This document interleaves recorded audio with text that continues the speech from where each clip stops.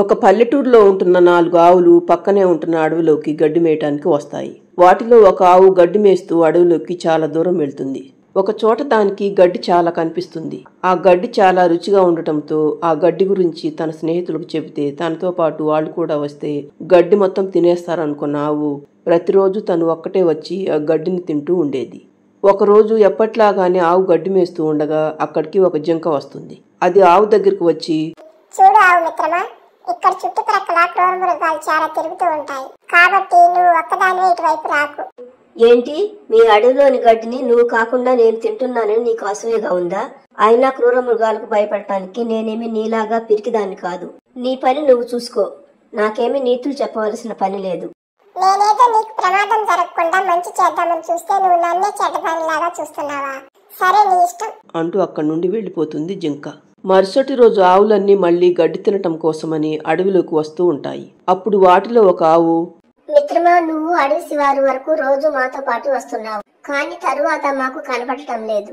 ఎక్కడికి వెళ్తున్నావు అని అడుగుతుంది. ఆవు వెంటనే తడుముకోకుండా, నాకు ఈ అడవిలో ఒక జింకతో స్నేహం కుదిరింది మిత్రమా, అందుకే రోజు మీతో పాటు వచ్చి తరువాత జింకతో కబుర్లు చెప్పి వస్తున్నాను. సరే మిత్రమా, అడవిలో జాగ్రత్త మరి అంటుంది స్నేహితురాలైన ఆవు. తరువాత ఆవు ఎప్పట్లాగానే తాను గడ్డి తినే చోటుకు వచ్చి గడ్డి మేస్తూ ఉండగా దాన్ని ఒక తోడేలు చూస్తుంది. ఆవును చూడగానే తోడేలుకు నోరూరుతుంది.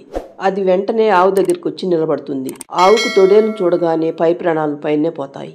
ఎలాగోలా ధైర్యం తెచ్చుకుని, తోడేలు మిత్రమా, ఈ ఒక్కసారికి నన్ను వదిలేయి. నేను ఇప్పటిదాకా గడ్డి తిన్నాను, నా కడుపు నిండా గడ్డి మాత్రమే ఉంది. ఇప్పుడు నువ్వు నన్ను తిన్నా కానీ గడ్డి తిన్నట్లే ఉంటుంది. కావాలంటే నేను రేపు ఇదే సమయానికి వస్తాను, అప్పుడు తిందువు గాని. నేను నీ మాటలు నమ్మటానికి నేనేమి వెర్రివేంగళక్కును కాదు. ఇదేమైనా ఆవు పులి కథ అనుకున్నావా? నేను వదిలిపెట్టగానే నువ్వు ఇంటికి వెళ్లి మళ్ళీ తిరిగి రావటానికి ఏదేమైనా నిన్ను ఇప్పుడు చంపి తినాల్సిందే అంటూ తోడేలు ఆవు మీదకు దూకి చంపబోతుండగా అప్పుడు ఒక ఏనుగు అక్కడికి వచ్చి, ఆవు తోడేలు, నీకు మన అడవిలో జంతువులు సరిపోలేదా చంపి తినటానికి? ఈ ఆవు మీద పడిందా నీ కన్ను? మర్యాదగా ఇక్కడి నుండి వెళ్ళిపో, లేకపోతే నా తొండం దెబ్బ రుచి చూడాల్సి వస్తుంది. ఏంటి ఏనుగు, నన్నే బెదిరిస్తున్నావా? నీ బెదిరింపులకు బెదరటానికి నేనేమి కుందేలను జింకలో కాను. తోడేలను ముందు అడ్డు తప్పుకో అంటుంది తోడేలు. దాంతో ఏనుగు కోపం వచ్చి తొండంతో ఒక్కటిచ్చేసరికి తోడేలు ఎగిరి అవతల పడి దెమ్మ తిరగటంతో లేచి అక్కడి నుండి పారిపోతుంది. తరువాత ఆవు ఏనుగుతో, తోడేలు బారి నుండి నన్ను కాపాడినందుకు నీ మేలు ఎప్పటికీ మర్చిపోలేని ఏనుగు. ఇప్పటి నుండి మనిద్దరం మంచి స్నేహితులుగా ఉందాం, సరేనా? ఏంటి ఆవు, నువ్వు నాతో స్నేహం చేస్తావా?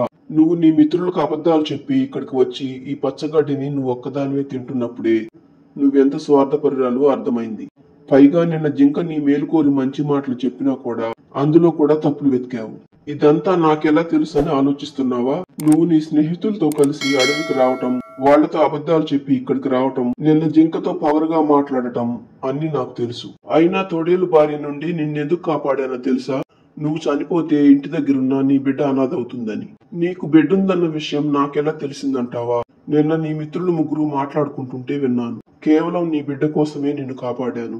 నువ్వు గనుక నీ మిత్రులతో కలిసి ఇక్కడికి వచ్చి ఉంటే ఆ తోడేలు కూడా నిన్ను చంపాలని చూసేది కాదు.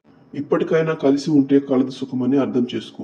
ఇక వెళ్ళు, ఇప్పటి నుండైనా స్వార్థం అనుకుని బుద్ధిగా ఉండు అని అక్కడి నుండి వెళ్లిపోతుంది ఏనుగు. ఆవుకు అప్పుడు తను చేసిన తప్పేమిటో అర్థమయ్యి సిగ్గుతో తలదించుకుంటుంది. తరువాత తన స్నేహితుల దగ్గరికి వచ్చి జరిగిన విషయం మొత్తం చెప్పి, ఇక నుండి మీతో ఎప్పుడూ అబద్ధాలు చెప్పనని క్షమాపణ చెప్పి అప్పటి నుండి స్వార్థంతో ఆలోచించటం మానేసి తన స్నేహితులతో పాటు కలిసిమెలిసి ఉంటుంది ఆవు. ఫ్రెండ్స్, ఈ స్టోరీ నచ్చితే లైక్ చేయండి, మన ఛానల్ను సబ్స్క్రైబ్ చేసుకోండి.